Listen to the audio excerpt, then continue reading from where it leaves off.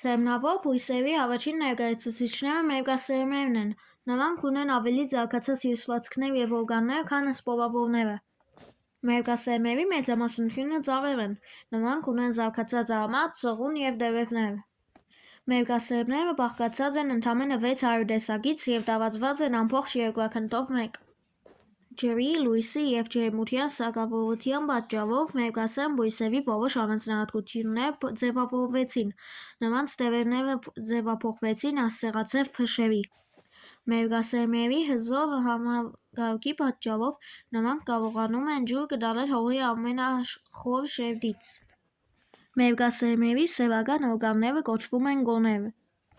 Ավագան գոներում հասունանում են փոշեհատիկները, որոնցում զարգանում են սպերմիումները։ Իգական գոներում զարգանում են սերմնաբողբոջները։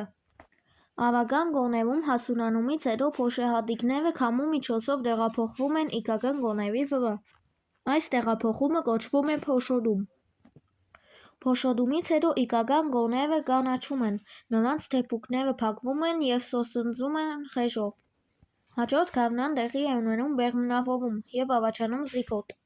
Մերկասերմերի ամենատարածված տեսակները սոճին և եղևնին են։ Մերկասերմ բույսերի բնափայտը թանկարժեք հումք է արդյունաբերության համար, օրինակ եղևնու բնափայտից ստանում են թուղթ։ Ներկայումս սոճին լայնորեն օգտագործվում է բժշկության մեջ։ Սոճին արտադրում է հոտավետ միացություններ, որոնք կոչվում են ֆիտոնցիդներ։